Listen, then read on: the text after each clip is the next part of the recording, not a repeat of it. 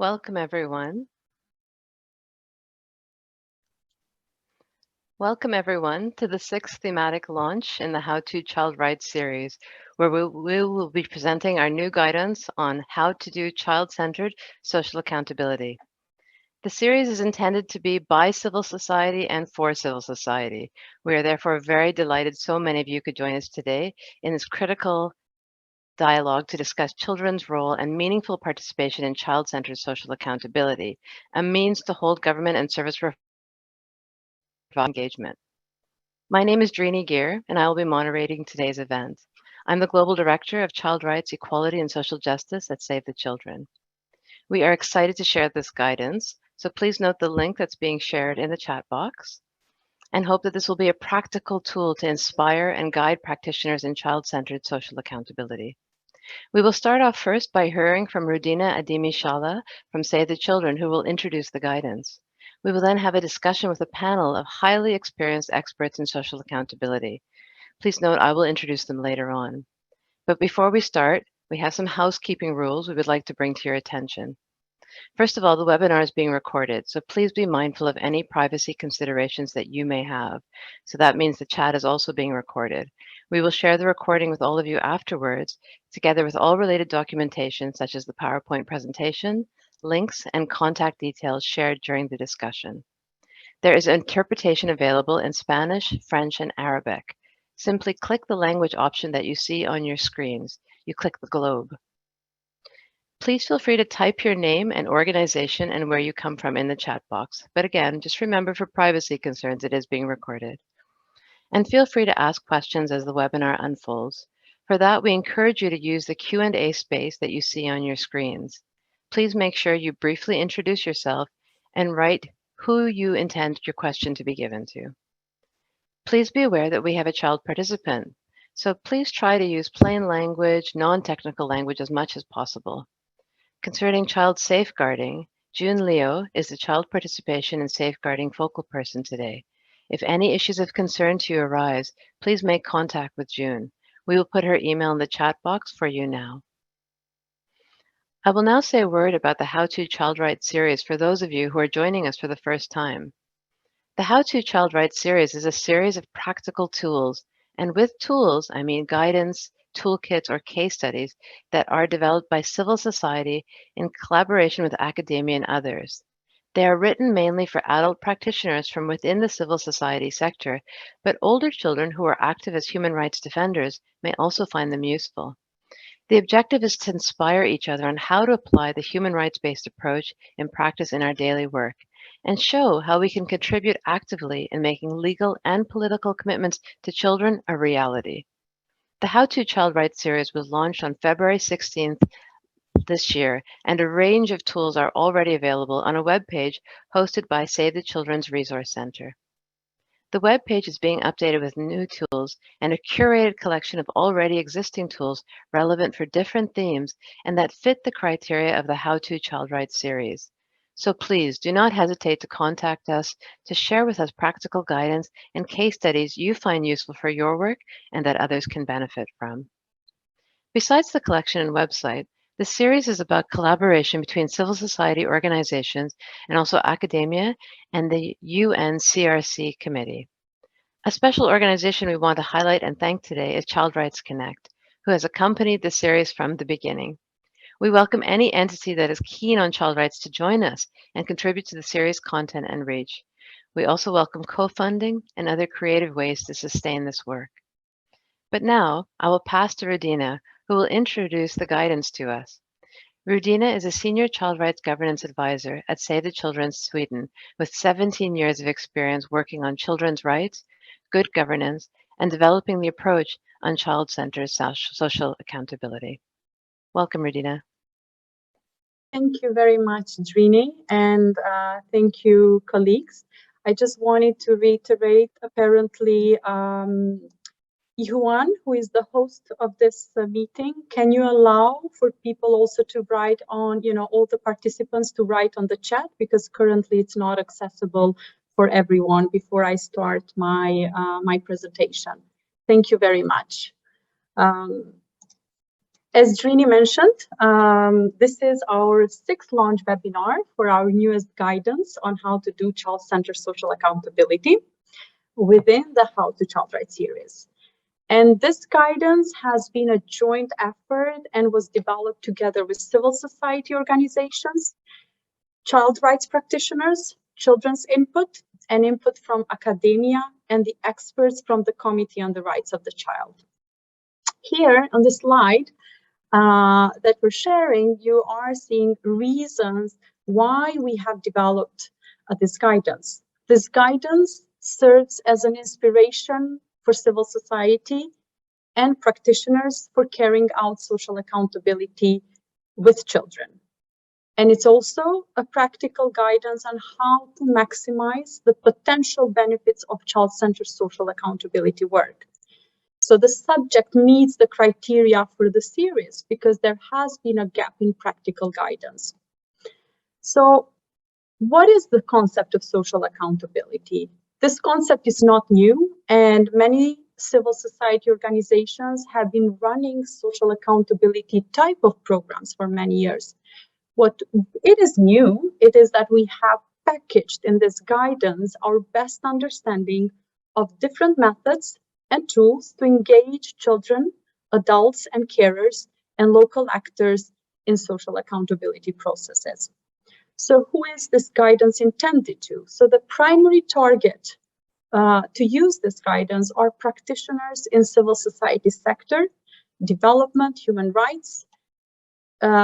It's relevant for both child-focused civil society wishing to learn about social accountability with children, as well as for civil society organization wishing to involve children as active participants in social accountability targeted initiatives. Other targets can be government officials, public officials, so they can find it useful. So now in the next slide, so what is child-centered social accountability? Child-centered social accountability is a rights-based and community-driven approach through which rights holders, in this case children and communities, supported by civil society organizations, use participatory mechanisms and processes to directly engage with duty bearers, like decision makers, public officials, service providers, within the aim of holding them to account for their decisions and actions. So practically, it responds specifically to the problem that the governments do not always prioritize quality and accessible essential services for all children. In the next slide, you will see that this guidance focuses on 3 major outcomes that we want to see. We want to see improved outcomes for children in terms of fulfillment of their rights. It means developmental outcomes for children. For example, better health, better nutrition, better education, better protection mechanisms, and by strengthening the access to quality of services and by contributing to the implementation of children's rights. The second focus is on meaningful and ethical participation of children at every step, and by building and strengthening spaces for children to participate, either in service assessment, either in decision-making processes, advocacy. This leads to improvement of capacity of children, particularly children most discriminated, to exercise their civil and political rights, including the right to be heard. And the last is improved governance for children. Better governance for children by strengthening legal, policy, and financial frameworks, improving access to quality of services, reducing levels of wastages and corruption, improving access to information, and building transparency, trust, and dialogue between duty bearers and the right holders. Also, which is very important, as I have mentioned in the beginning, this tool was also supported by the experts on the Committee on the Rights of the Child. It contributes to strengthen the reporting and monitoring of implementation of child rights to UN and regional human rights treaty bodies and other accountability mechanisms by generating data and information through social accountability initiatives with children. So what will you find in this guidance? In this guidance, you will find ways how to partner with children and civil society actors, often most impacted by inequality and discrimination. You will also find how social accountability provides children and local actors with tools and supportive framework to demand institutional accountability for services and related decisions that have most profound impact on their lives. But also, you will find in this guidance and you will read about many case studies that demonstrate how you can work to sustainably shift power, partner strategically, and change the broader developmental context through local level advocacy and policy influencing. And in the next slide, you will see a step-by-step guide how to empower children and local actors to play an active role in improving the situation for themselves and their communities. In this slide, a step-by-step guide, you will see 6 steps and detailed 6 steps how to work through social accountability. So the first step is identify and analyze issues and the context. And here we want to ask the questions: what problems children want to address? What is the situation for children? What are the existing accountability mechanisms? And what are the existing competencies, relationships, and initiatives we can build on? The second step, it's engaging stakeholders, a very important step, where we engage with civil society organizations, where we engage with duty bearers. Before we make any commitments to children, we need to get a very early buy-in in this approach, and a very important part of the process often needs to, it's a very important part in this process. And the last one, engaging children and community members. If possible, all the social accountability initiatives should be child-led, or the whole process to be child-led. Also, it's important to ensure safeguarding risk assessment and 9 basic requirements for child participation. The step 3 is about building information assessment and evidence base, where we make sure that the information is presented so that children and community members can understand how to use, so they have access to policies, laws, quality standards, budgets, guidelines, international mechanisms, and they are easy communicated to children. The step 4 is related to children and communities to identify and assess the gaps in delivery of the services. The step 5, it's a very culminant process where it's the interface dialogue, where we meet and discuss the assessment of services and commitments and discuss concrete issues. We agree on an action plan, establish an action plan between duty bearers and right holders, which should be good and detailed, planned. And the last step is the action plan itself. So it's the follow-up of that action plan. And if needed, advocacy to escalate any issues to the next level of governance. Each of these steps, it's very explored in more detail in the guidance, where you find case studies, quick tips, what questions and tools are available to be used. During the panel discussion today, you will hear of those inspiring case studies, some of those, of course not all, from civil society organizations and a child representative, how they have used social accountability together with children to improve the lives of children in their context. And in the final, I really want to reiterate that while child-centered social accountability relies on both right holders and duty bearers, discussing and addressing concerns jointly, it also gives space for children and communities to escalate issues and demand actions, sometimes on sensitive issues such as corruption. So this can potentially strain relationships between right holders and duty bearers and expose children to reprisals. So it's very important to prioritize risk and safety assessment and develop mitigation strategies from the inception phase of the initiative on child-centered social accountability. And this should be an ongoing process. In the guidance, in the end of the guidance, you will find a lot of challenges and recommendations. And I think some of them will be also discussed through the panel discussions. But with no further ado, I just want the guidance that you now can download. It's in 4 languages. Today you have that online in English, Spanish, and French, and Arabic very soon. And we encourage all of you to download the tool and hope the tool will inspire you in your daily work to advance children's rights through social accountability dialogue. Thank you very much for your attention, and over to you, Drini. Thank you so much, Rudina. And it's true, what a fantastic tool the guidance is. So I really encourage all of our participants to definitely download it and keep it handy. Today, I'm extremely delighted to welcome and introduce a panel of highly experienced experts in social accountability. I would like to introduce Adelfo Briones, who is a development professional with over 3 decades of experience working with non-government, government, and international development organizations. He is the current learning manager of the Affiliated Network for Social Accountability in East Asia and the Pacific, the ANSA Foundation.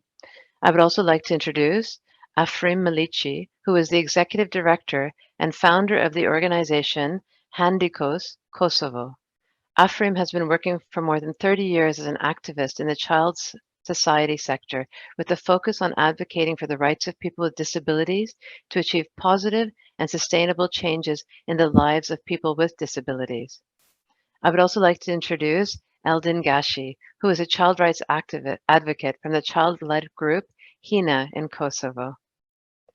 I would also like to introduce Lourdes Febres Chirinos, who is the Executive Director of the Asociación Acción por los Niños and is a social worker by profession. She has developed her specialty in management of development programs and has been engaged in the defending and promoting of children's rights for over 20 years.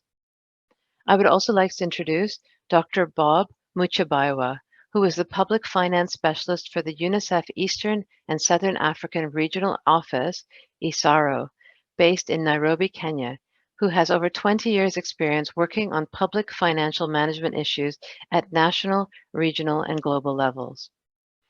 I would also like to introduce Getsalem Kasa, who is the Executive Director of Hiwot Ethiopia and has 26 years of experience in community development and advocating for children and youth rights, gender equality, social accountability, conflict prevention, and peace building at local and national levels.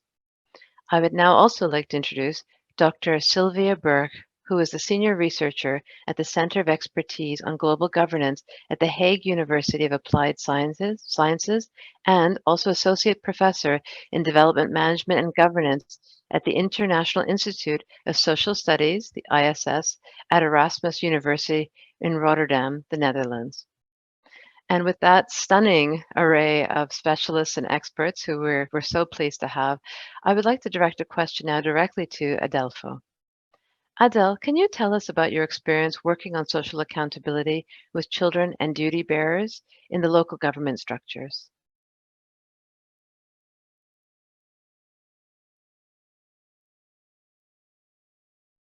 Adel, you're on mute, so if you could unmute your microphone, please.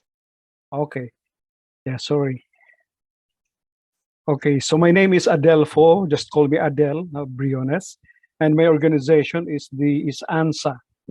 It was established in 2008 in the Philippines, and the core work of ANSA is the advocacy and promotion of social accountability in the Philippines and in East Asia and the Pacific. Now, let me share with you some of our work on child-centered social accountability. We started working on child-centered social accountability, or CCSA, in 2015 when we partnered with Save the Children Philippines. We worked together in 2 provinces hit by Typhoon Haiyan, the strongest typhoon to hit land in 2013. We experimented on ways to build the capacities of children, adult support groups, and local governments in using the social accountability approach to address children's urgent issues and needs. Since then and up to today, ANSA and the Save the Children Philippines have partnered in several CCSA projects in the Philippines and abroad, testing the concept in a number of settings. In addition to CCSA addressing disaster issues, affecting children. We have also worked on adolescent reproductive health and early pregnancy issues, children's issues in relocation sites, issues of children with disabilities, and others. Our model of CCSA has three key stakeholders. First, we have the children, then we have the adult support groups, and the officials of the local government units.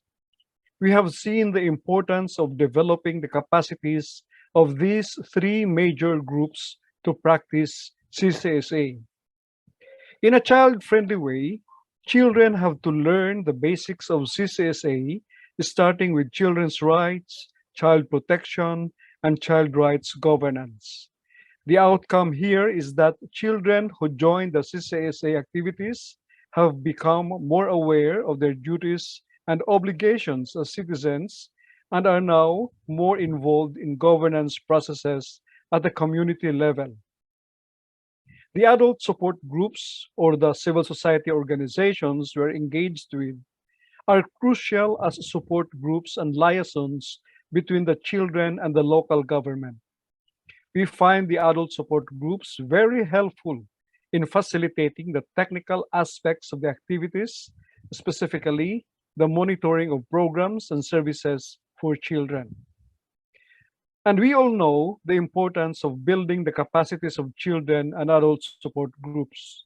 But I would like to emphasize here that we should not leave behind our government people because, in our experience, they are the duty bearers, the actors who have a particular obligation or responsibility to respect, promote, and deliver needed public programs and services to children. In our experience, we find that a majority of government officials, once they are oriented and trained, are more than willing to learn and practice social accountability in their communities. It is our job to find more social accountability champions in government who can work with us in addressing children's issues and needs. So the experience here in the Philippines and elsewhere in the East Asia and the Pacific bears witness to how much we have done with social accountability, especially child-centered social accountability.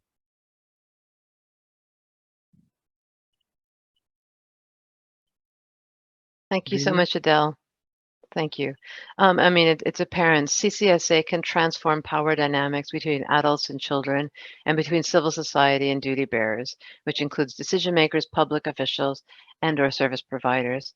And of course, it's a keen tool to shift power towards children and communities. So thank you very much for that You're welcome, answer. Rini. I'd also now like to turn a question over to Afrim. Afrim, Handicos works specifically with people with disabilities in Kosovo, including children. Can you tell us about some of the challenges and opportunities that you experienced in using social accountability processes to improve the quality of services for children with disabilities? What work to build collaboration between policymakers, service providers, and children with disabilities and their families?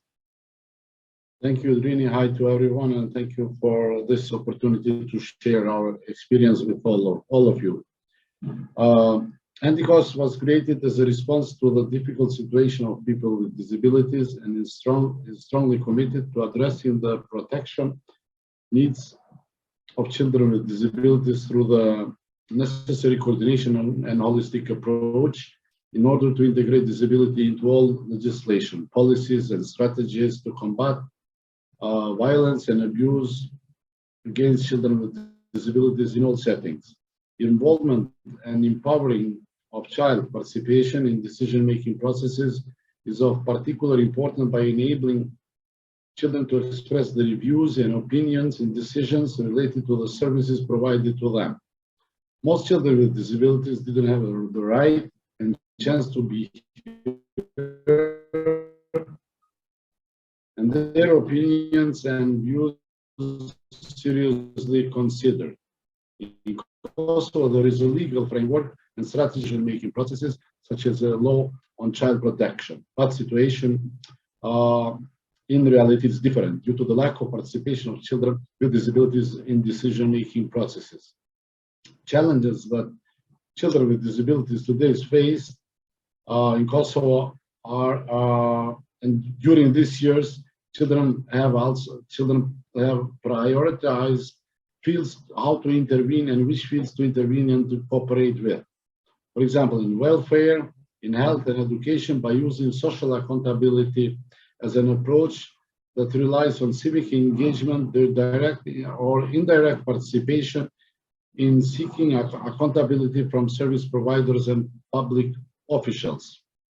Handicos has been supporting around 20 children with disabilities during this process to uphold accountability for their entitlements to education and social welfare. From 2018 to 2021, these children were part of Group B HANA, or in English, MOON, like Eldin, he was part and is still part of this group, were engaged in developing community scorecards with relevant indicators for effective service delivery, meeting duty barriers from schools in municipal and social center protections face-to-face, and developing action plans. Most of children involved were 15 years or older. The project also opened up an ongoing collaborative relationship between policymakers, service providers, and children with disabilities and their families to improve the quality of services in the future. Crucially, children from HANA group were also empowered by the experience of claiming their rights. There were several positive outcomes from this work. For example, just to mention some, children with disabilities now claim the right to assistance with transport costs. The dentistry section in one family health center, now it's accessible, and they mobilize and they install the lift or elevator. One toilet, it's now in one school, it's completely accessible. And teaching assistants in schools were engaged to support children with disabilities. It is worth mentioning that all the results achieved over the years within the various processes of social accountability mechanism have been achieved through continuous follow-up meetings for years, which have further strengthened the cooperation of Handicos with the relevant institutions in order to improve services for children with disabilities. From focus groups discussion and semi-structured interviews with the community and service providers, when asked about what was achieved through participation in social accountability process, both sides highlighted the improvement of services in education, health, and welfare. As a community represent, respectively, children with disabilities and their parents, service providers express their improvements by this form of dialogue, and of course, in the future, how to improve and to identify and to improve in much better ways services provided to the children with disabilities. Thank you. Thank you very much. I mean, what an inspiring story. And it's so wonderful that we have Eldon here who can also reflect on the experiences of children in these processes. Eldon, what was the most positive outcome of the involvement of the child-led group HINA in the community scorecard process? And what did you enjoy most? Eldon will speak in Albanian, and after him, Afrim will translate in English. So please remain in the same channels, everyone. Go ahead, Eldon.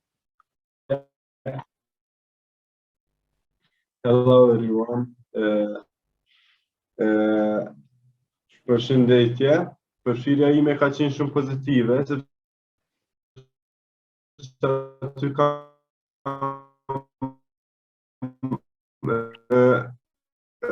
arritur të përdor gjuhën e fëmijëve ku po ashtu në grupin HANA, ne si grup ja kena lehtësu 48 fëmijëve me osi të kuvizuar jërtuni toaletshëm, edhe ajo u konë pjesë e përfshirjes së llogarisë sociale. Mandej si pjesë e këtij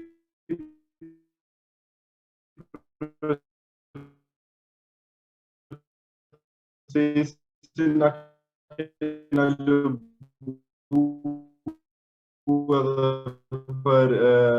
partir. Okay, I will translate for everyone. Thank you very much.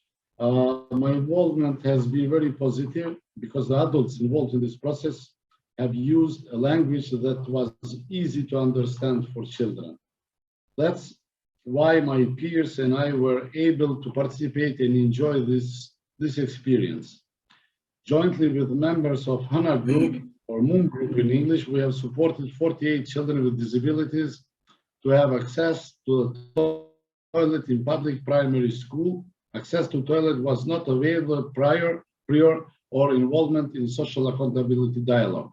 As part of this process, we continue to lobby with the politicians for other needs of my peers. We advocate to increase the number of assistants for children with disabilities in the schools, whereas for 100 assistants to be employed every year throughout the schools in Kosovo. In total, 400 assistants for 4 years. As a part of HANA Group, through an NGO like Handicos, I had the opportunity to learn how to advocate with policymakers and sit around the table well prepared. This has empowered me to have a say for my rights and a child. It also helped me to represent the voices of children with disabilities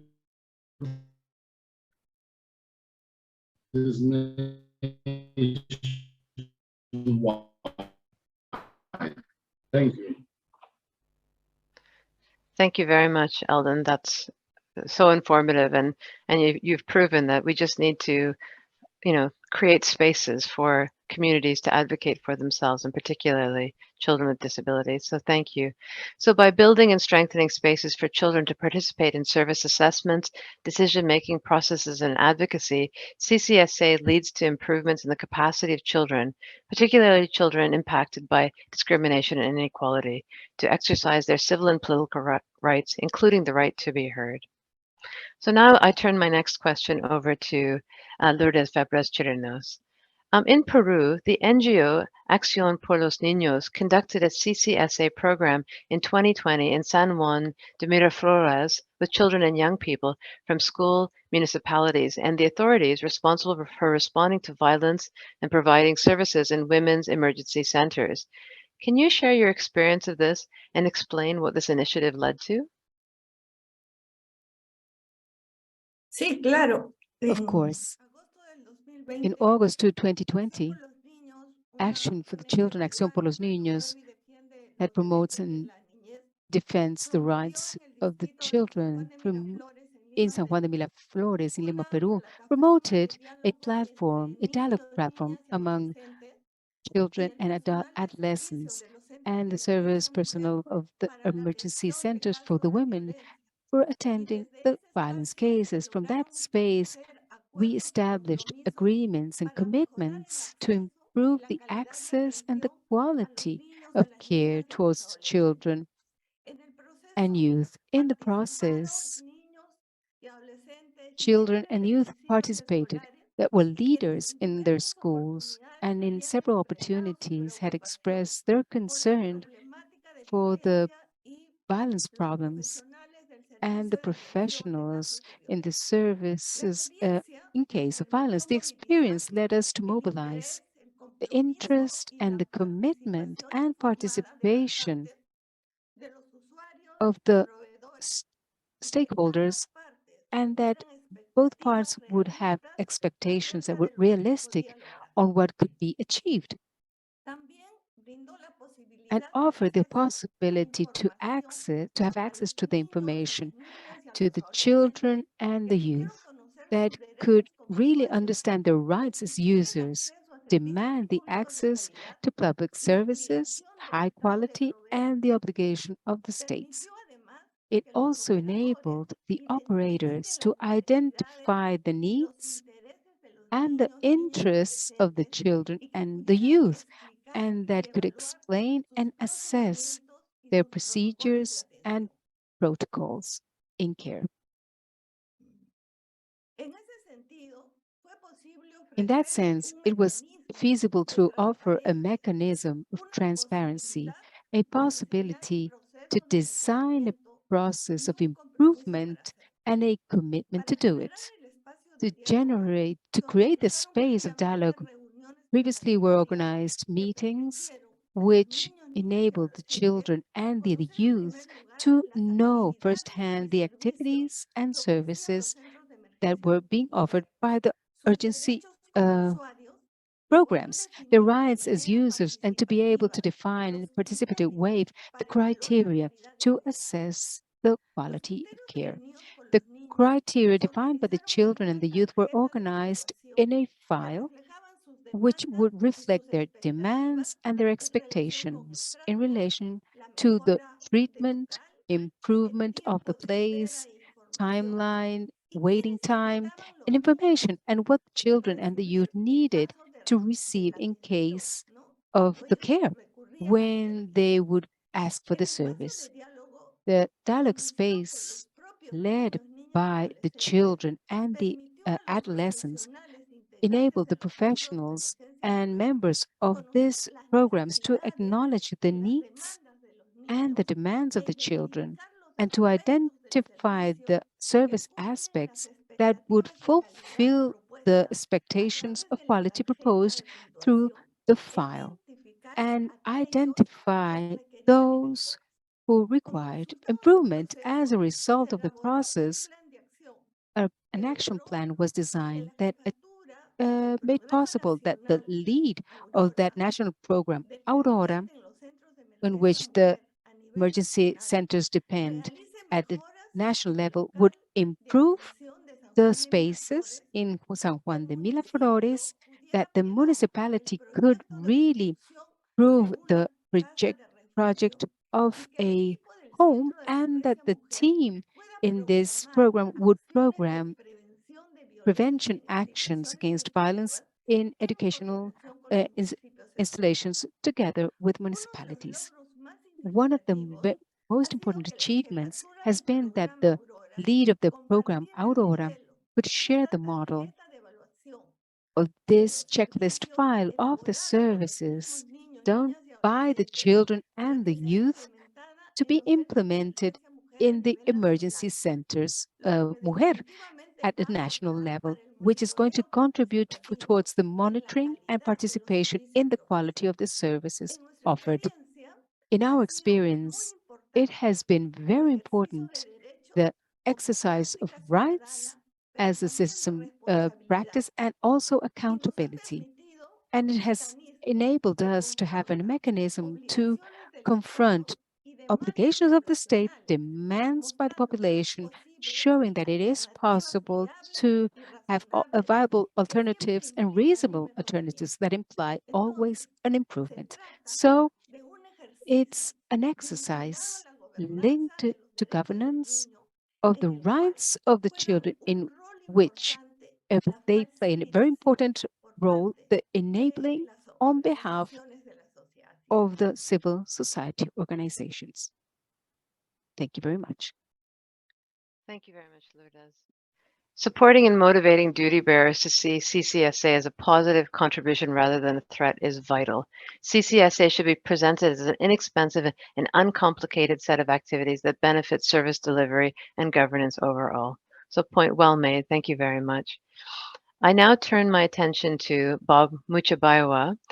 Bob, participatory budgeting and analysis is an especially vital tool for CCSA, since it can result in resources being made available for key areas for children, such as health and nutrition, education, child protection, and social protection. Can you briefly explain what participatory budgeting is and the analysis involved, and how children can be involved in something that is so technical? Yes, thank you very much, Dren, and let me start by congratulating Save the Children for producing this excellent tool, I must say, and for bringing this very important issue to global stage, which is social accountability. Now, let me start by saying, if there is one area which should be closely monitored by children and everyone else, it is public budgeting. Why public budgeting? Because it is through government budgets that services to children are delivered. and sustainable development achieved. In almost every part of the world, we all know that a government budget is the most important economic tool to deliver services. So it is therefore important for all of us in one way or the other to be engaged in budgeting. So participatory budgeting is therefore a strategic social accountability tool in that it allows children, civil society, and other stakeholders to make their voices count when it comes to public budgeting. So if we take a step back and look at the concept of participatory budgeting, basically it is a process whereby children, young people, citizens, and other stakeholders are involved in decision making on how public money should be allocated and spent. So this is the heart of participatory budgeting. And now the question that begs an answer is, can children be involved in budgeting? Do they have the capacity? You know, has this been done anyway? Is it possible? And I want to submit to panelists and all participants in this webinar that it is possible to engage children in budgeting process. It is possible to organize children and for children to organize themselves to actively participate in issues that affect them. We can draw examples from across the world, from the Child-Friendly National Budget Initiative, the children's clubs in Zambia, to numerous child participation initiatives in Latin America. So the proof of concept is there that indeed children can be involved in participatory budgeting and make a difference. Now, what this practically means to us is we would like children and young people to be involved in determining spending priorities, areas for cost savings, where wastages can be done. And many of you colleagues who are on this call, you'll agree with me that children know exactly their situation and needs. And just as a way of example, no one knows any better if there are books, working toilets, or tables in schools than the children themselves. Nobody would know what is happening except the children themselves. So this is why it is important to engage children in public budgeting processes. I mean, if we look at the Convention on the Rights of the Child, it actually says in Article 12 that children have the right to express their own views, including on matters related to public budgeting. So all we're saying is participatory budgeting creates platforms and opportunities for children and their adult representatives to be involved in public budgeting.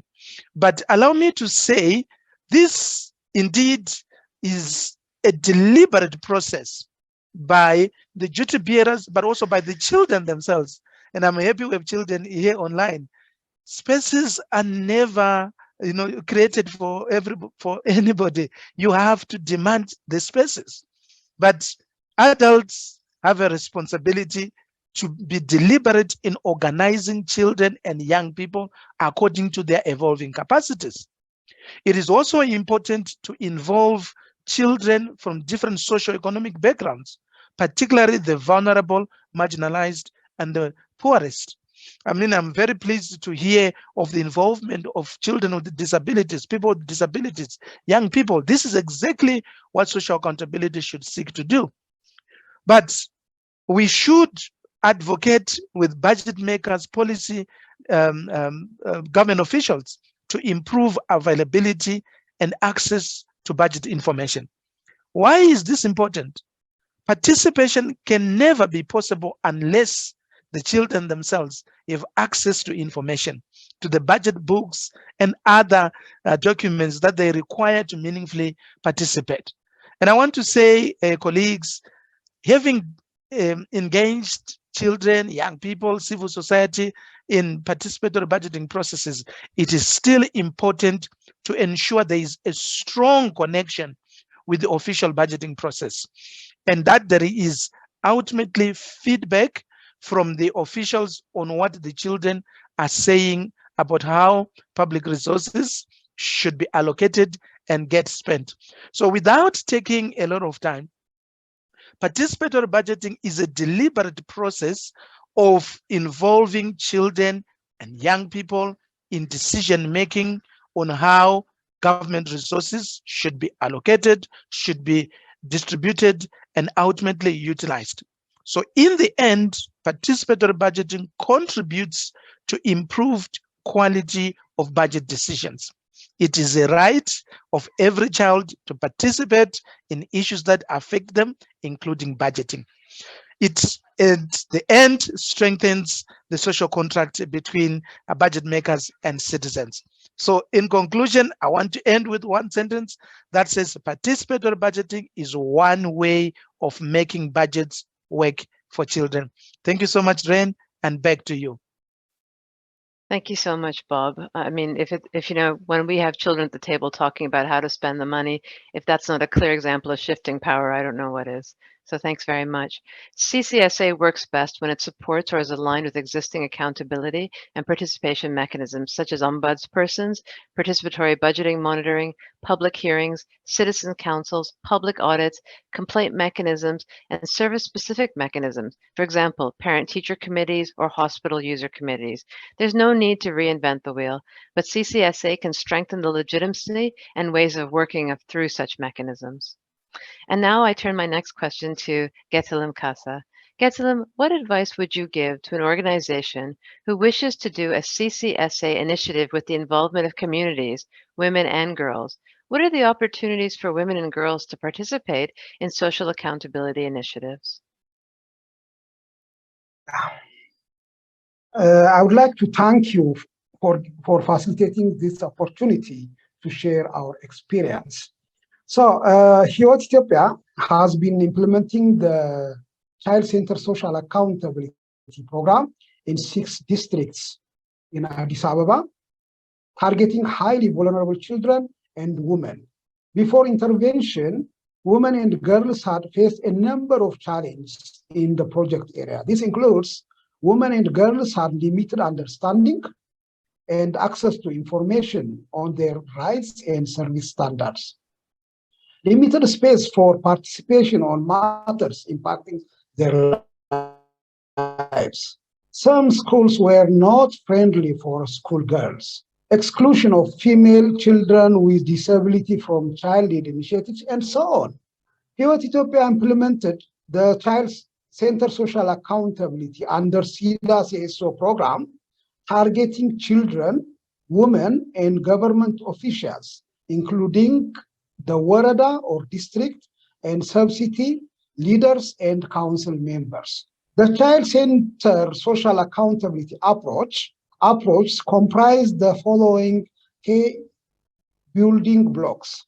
This includes access to information and capacity building assessment, interface meeting, which means constructive dialogue, and joint action planning, which means reform an agenda, implementation and monitoring the joint action plan. In all building blocks, the gender aspects are integrated. Thereof, the Child-Centered Social Accountability Program has facilitated opportunities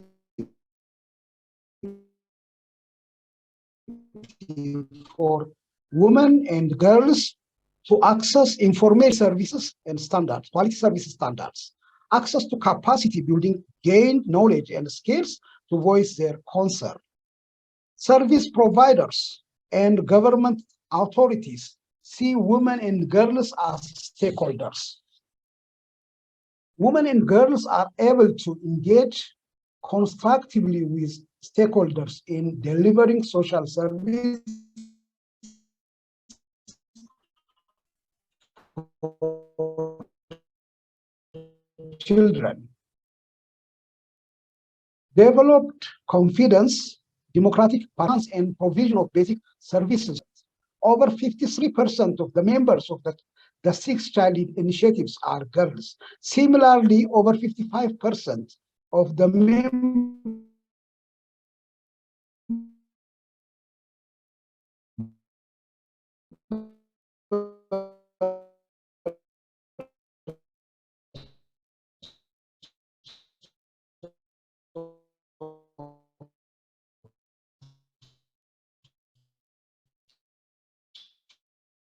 We seem to be having some technical problems with Getsalem. Center Social Accountability Group members are participating as leader and member of the Child Center Social.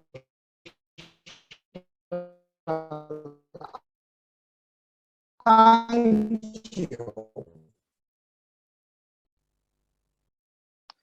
Okay, thank you. I'm going to just summarize the last few points that I heard, just in case others didn't hear.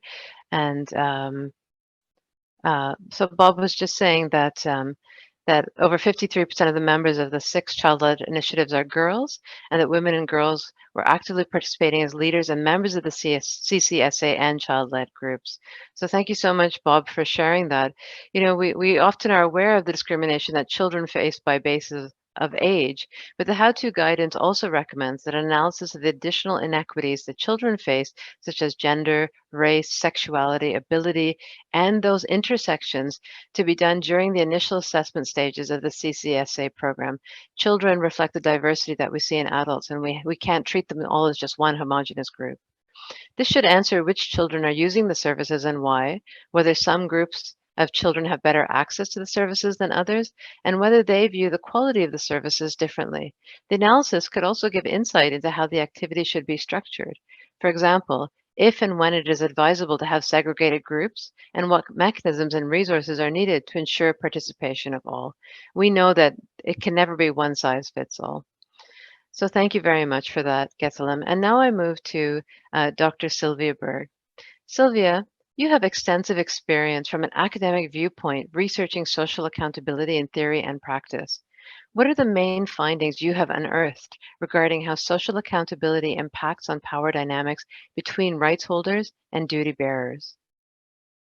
Thank you, Drini, and thank you to the organizers for inviting me to this exciting panel, and congratulations on the launch of your guidance note today.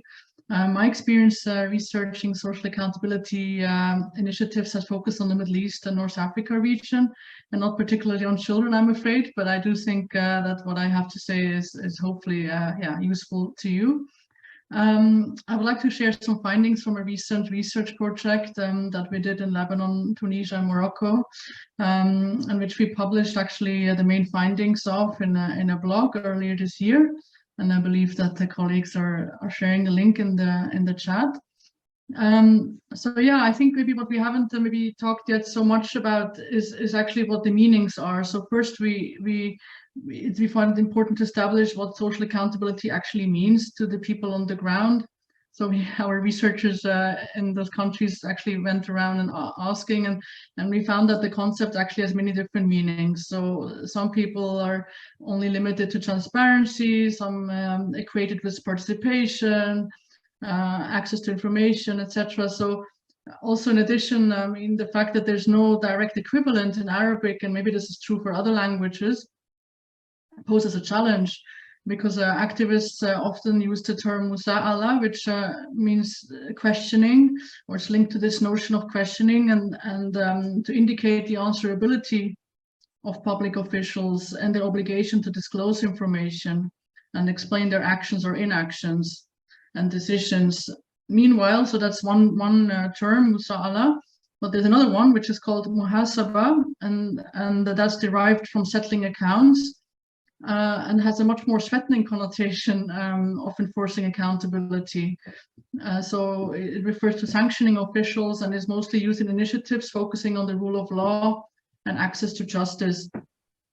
And so maybe you already see it coming, but what we found that these two terms, and especially the second one, they meet with some resistance from the officials on the ground because they feel threatened by the connotations of punishment and settling of accounts.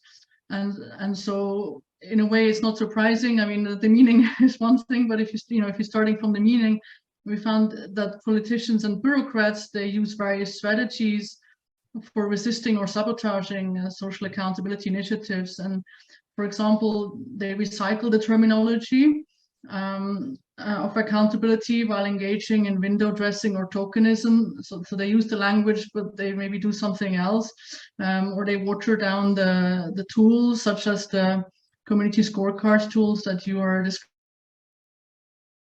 They ensure that such initiatives do not lead to real accountability. And actually what we also found was that these strategies are often unnoticed by the donors who are paying for the interventions, the social accountability projects. So it's also, I'm trying to highlight here that maybe donors need to be more aware that this is actually happening. We also found that's maybe the third finding, that civil society activists have developed counter strategies to minimize the threat of their social accountability initiatives being co-opted, obstructed, or sabotaged by officials and state institutions. And actually, so they have several strategies, and one is to build relations with officials that are cooperative. And I can see that in your guidance note as also being a sort of a strategic advice that you're giving. Framing their engagement as a process of accompagnement in French, like accompanying them based on support for state institutions rather than confrontation. So for example, civil society organizations use cooperative language with officials, presenting accountability as a process of building trust between state and citizens, and that they could actually help in that. So also referring to, let's say, the weak social contract, and that this is actually a tool that can help strengthen it. And such cooperative methods include signing partnership agreements with ministries or municipalities, or providing expertise and technical support to public officials, like offering trainings, or maybe offering to help them designing a website or information campaigns. And to also help them gain credibility with the public by launching joint steering committees or by monitoring public procurement. And we just heard a wonderful example from Bob, how children can also be involved in participatory budgeting. And so civil society actors found that offering resources that officials need is an effective means of persuading the latter to engage in social accountability initiatives, because in the countries that we've studied, even just getting them to the table is difficult. So how do you get duty bearers to listen in the first place and to be open to be scrutinized? I think is really the first issue to solve. But of course, in addition to cooperative approaches, civil society also developed tools to pressure governments via social mobilization or even litigation, and also through sophisticated uses of social or mainstream media and reputational pressure, using relations with international donors. So the local activists that we interviewed in the region, they try to find line between cooperation and cooptation, and between conflict and confrontation. And I assume that this is similar to many of the child rights social movements that are here today, that this is in a way your dilemma. And I think it's important for donors to be aware of this and tailor their support accordingly. And I also think that donors should be more maybe careful not to empty this discourse of social accountability from the rights language. That's something I've noted, because as we have heard, knowing your rights and entitlements is key. But I also found it very difficult, even as a researcher, to get access to the documents that specify the entitlements or service standards.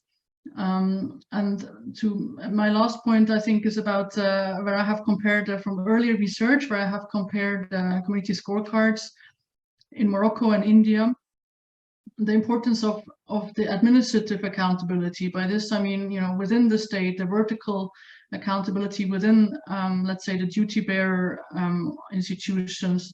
And I liked the advice in the guidance note where you say that having agreement or authorization from a higher authority above the level which you're actually targeting is useful. For example, having good relationships and trust with provincial level governors can open doors to district and local authorities for the child-centered social accountability project.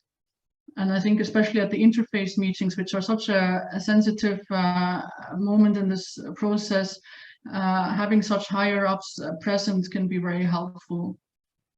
And I think we also, as an academic, of course, it's my job to question assumptions that we have, but I think a main assumption that we have in social accountability initiatives and community scorecards is, in particular, is that the state is actually prepared to be scrutinized by citizens, and including children and young people, and that they can actually exert control over service providers. And of course, when the private sector is involved, this is sometimes maybe not so easy for even the government to hold the private sector to account. So I would like to end this call, or to end my intervention with a call for us also to do better when it comes to evaluating social accountability initiatives. I don't think we have enough evidence yet to really know what works for whom, how, under what conditions. And yeah, those focusing on children in particular. And I think that more collaboration between practitioners and researchers could be beneficial here. Finally, I would like to invite you all to an online conference panel, which by chance we are actually having tomorrow at a conference, and my colleagues will share the links where we have included invited practitioners from the Middle East, North Africa region to share their experiences with social accountability initiatives with us, and it's free to register. And finally, as an academic, I need to promote my publications, so forgive me if I also plug in the fact that there's a book coming out next month, which I've co-edited, which has quite a few chapters on social accountability experiences in the Global South. And the introduction and the conclusion chapters will be freely available, open access. And so thank you again for giving me the space to share our findings on this panel, and I look forward to the discussion. Thank you. Thanks very much, Sylvia. I mean, I think we often think the world is ideal when we come up with these strategies, but sometimes we have to think about how to mitigate the problems or the adversary forces that are out there. So thank you very much for sharing your research. I will now open the floor for questions to our panelists. To those of you who would like to share briefly some type of work or perspectives on CCSA that were not mentioned yet. So let's start off with some questions. So I have my first question here for Bob. Bob, how do you persuade people, and especially duty bearers, to engage with CCSA? How do you overcome the skepticism about children's and communities' capacity to conduct the needed research and advocacy? Yeah, thanks so much, Drain, for that question. And let me just offer a few thoughts and say, the skepticism, we have to understand where the skepticism is coming from. Partly it's because we are not organizing children and communities very well. And partly it's because we are not following through social accountability initiatives. So we get children to, identify issues, do the stakeholder analysis, hold interface meetings, but we end there. So the key point I want to highlight here is, if we are to persuade policymakers that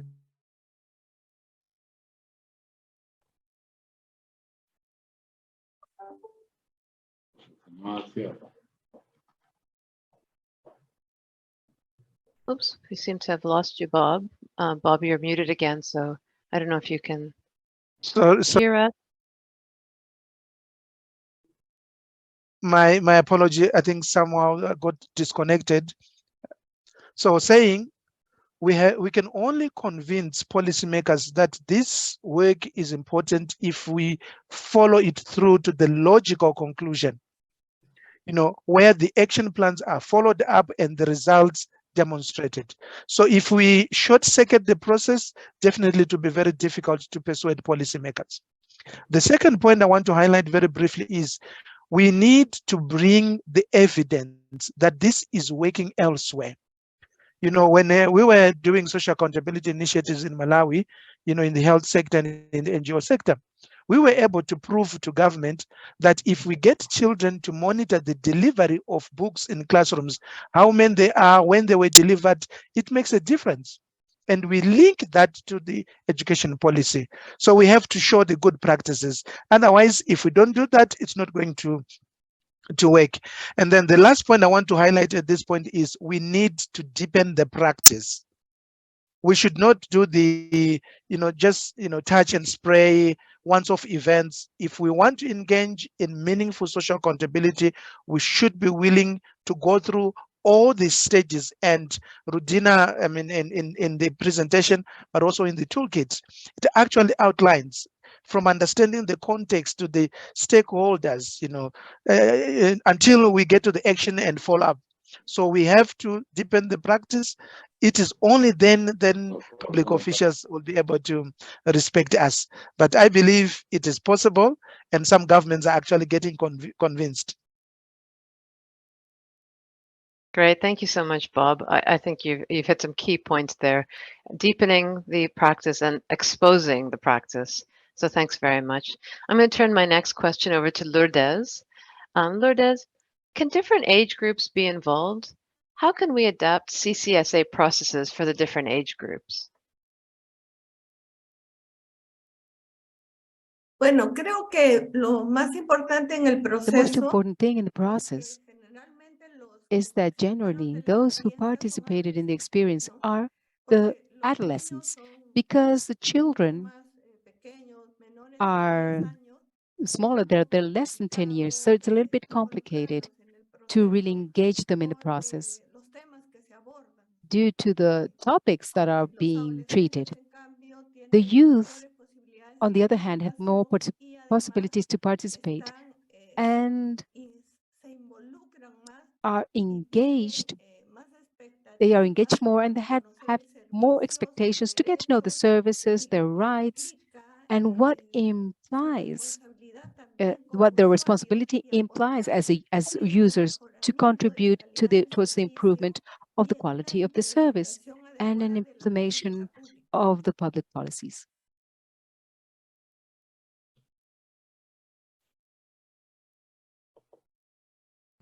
Thank you, Lourdes. I mean, we often now hear that we sometimes separate children and youth, but I think we need to recognize that children start, from the time they can talk all the way up to 18, and that includes youth and various ages of primary age children. So it's very important. I think we're not hearing you.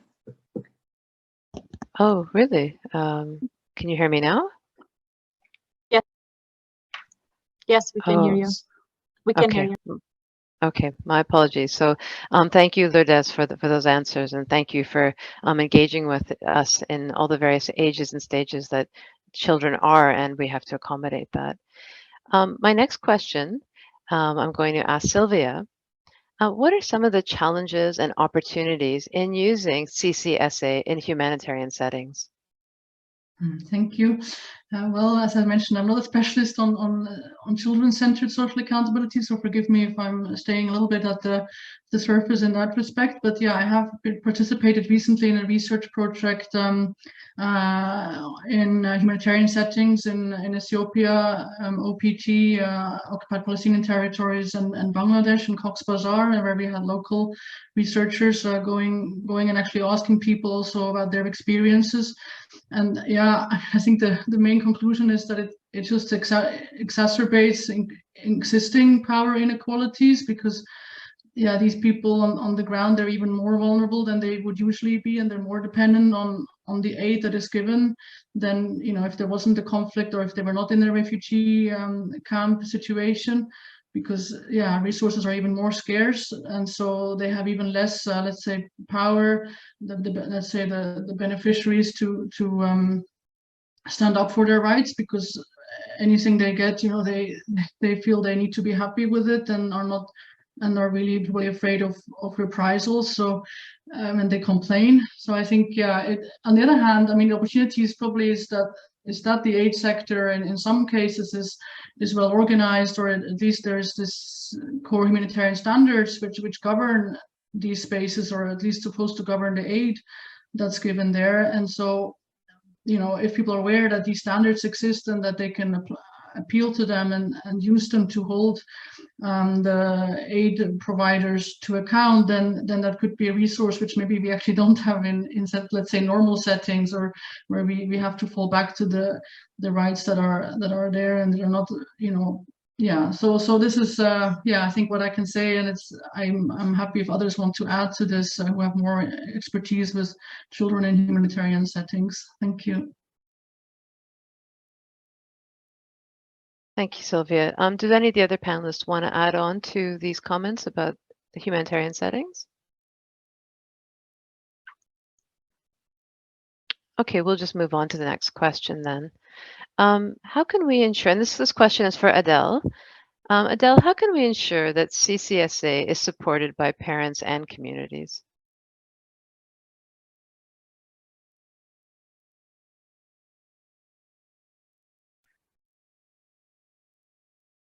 Hello, can you hear me? Yes, we can hear you. Yeah, okay. So, well, in the Philippine culture, patronage is quite strong. It's part of the culture in the Philippines. So, convincing children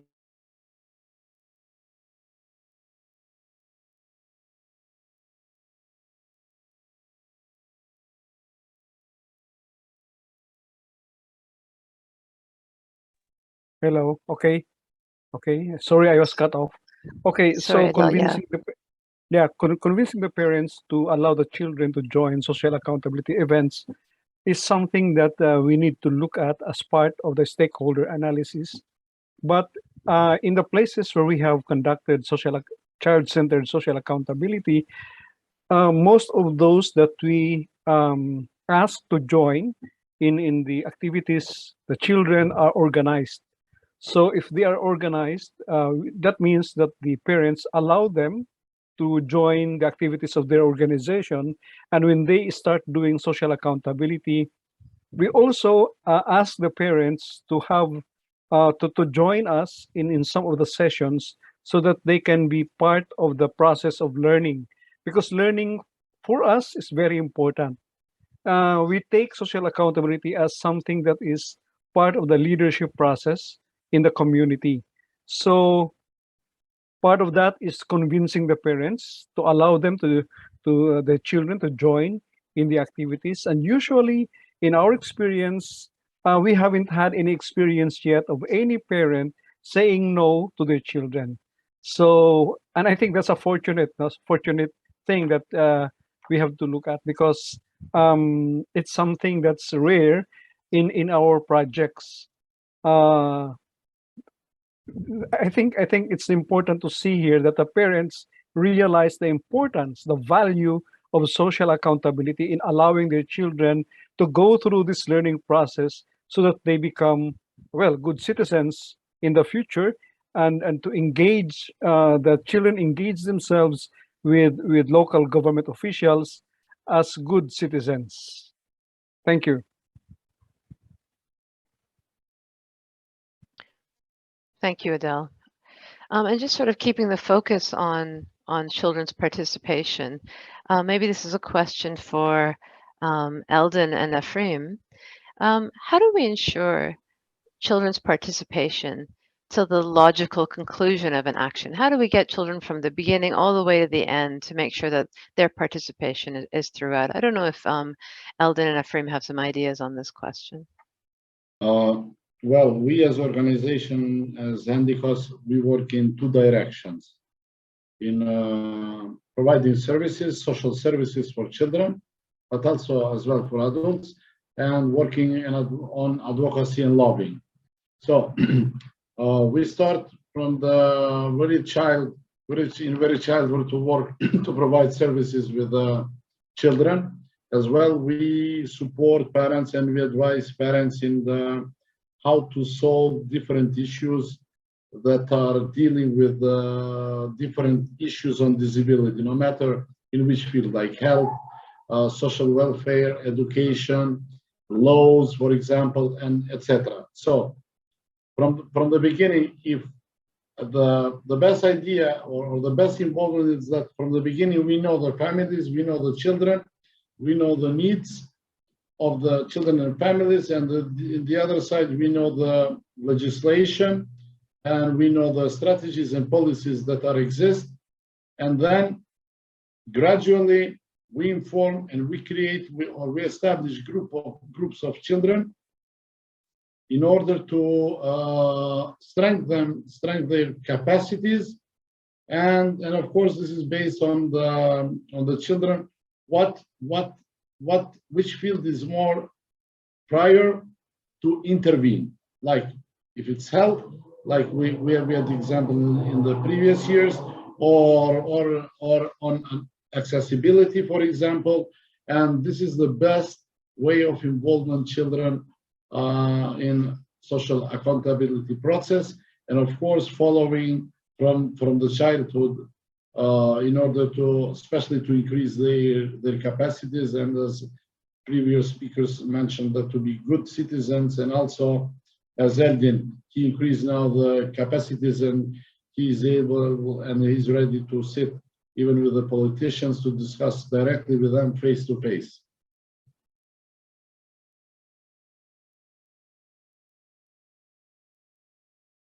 Thank you so much, Efrem. I don't know if you wanted to maybe ask Eldin if he had anything to add to what you've said.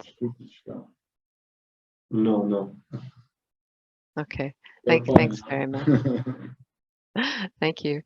We're just going to have one more question to the panelists, and I just want to remind all participants that all of your questions that are coming in through the chat will be answered via email. So I'm going to turn to Rudina and ask Rudina, do you have any guidance on how we can ensure that children impacted by inequality and discrimination in all their various diversities can truly participate in CCSA? Yes, Trini, I'm trying to unmute. Thank you. This was a question that came all along, also in the chat.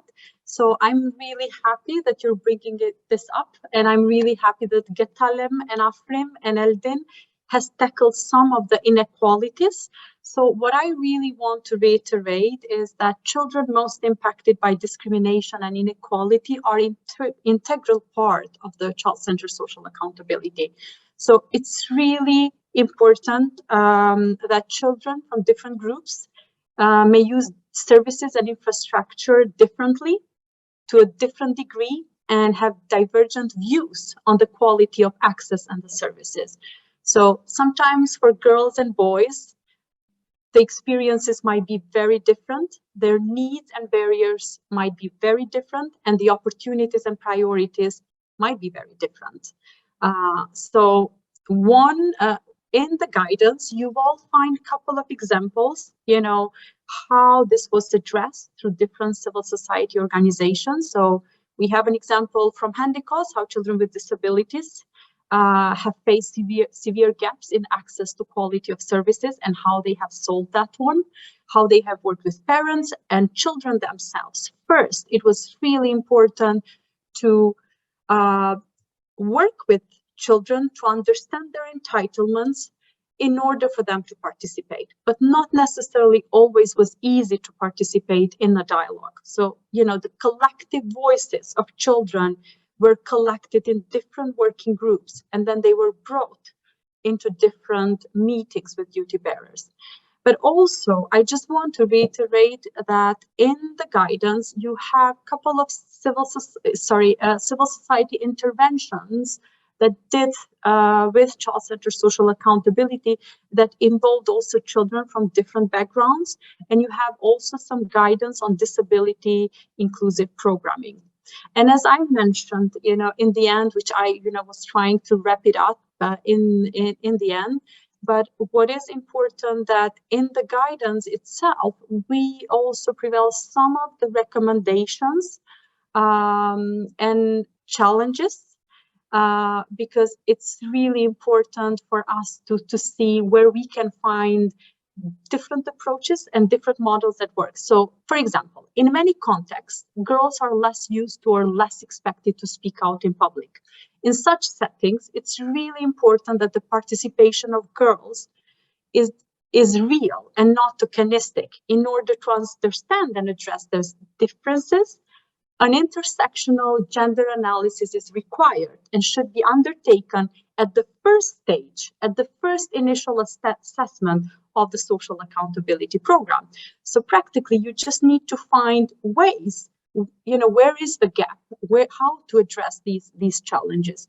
And I think that that's really very important. We are also in the guidance, you will find a lot of hyperlinks, how to include children, but specifically how to work with child participation in different stages of the steps of the social accountability. So please download, use, reach to us if you find it useful. If you want to pilot, please reach to us. We are really looking forward to improve, because this guidance is an inspiration. And if you have found better ways how to do it, we are willing to include that into the guidance, because this is a joint effort guidance for all of us. Thank you, Trini. Thanks very much, Rudina. And just to re-emphasize that point, you know, the beauty of these kinds of webinars is that we can access experts and practitioners across the world. So when you can reflect on the diversity of the children that you support and how to accommodate their differences and share that with all of us through the resource center, that would be a wonderful bonus for this webinar series. So in terms of the last question for the panelists, I'll turn to Bob. Bob, can I invite you to give your final reflections around CCSA as a process and the way in which it can support children's rights?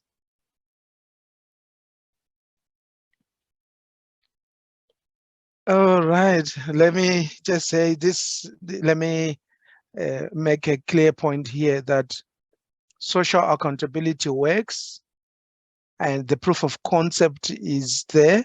Just listening to the presentations, whether country case studies or research from academia, one thing is coming out very, very clearly. Social accountability is such an important tool that we can help improve services to children, help make budgets work for children. So we should engage with this process.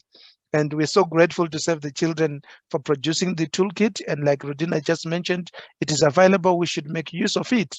So just a few final reflections, having said that. And I must say, on behalf of UNICEF, we really, really appreciate the work that Save the Children is doing and the many other organizations that are promoting children's rights. And all we can say is, let us journey together. Now, having said that, just 4 key points. Reflections I want to end with. Number 1, if social accountability is to make a difference, we need to start where the children are. We need to organize social accountability initiatives where the children are. If they are in school, we organize as they are. So we don't have to make it social accountability elitist or to make them projects, right? So we need to start where the children are, in the communities, in schools, in the homes they live in.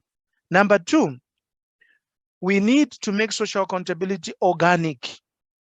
And I want to underscore the point of promoting an accountability culture, active citizenship. So social accountability cannot be sustainable if it is project-based, right? So we just wait to get funding, and then if the funding goes, there's no project.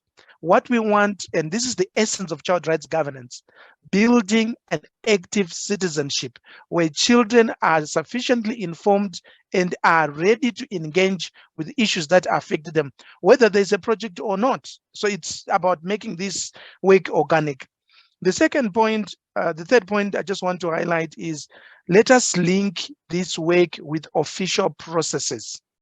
There are so many child rights accountability initiatives in our respective countries. Well, it could be the ombudsperson, it could be the auditor general, it could be ministries of finance, it could be, there's so many.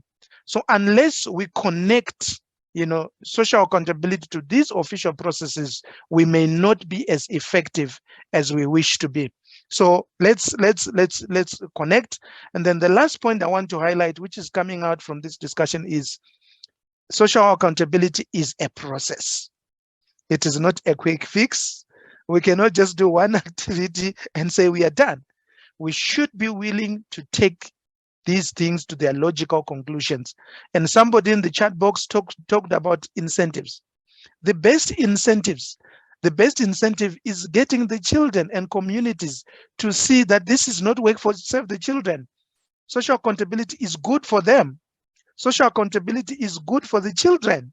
Let them see that they are actually helping themselves by participating in issues that affect them, by holding duty bearers to account for their decisions, for the commitments they made to children. They're not doing them a favor. So for as long as we make these seem like, it's their projects by NGOs and so on, it's not going to be sustainable. Let us get communities to see the big picture and to engage without any financial or other incentive. Otherwise, I want to just say, social accountability is the way to go.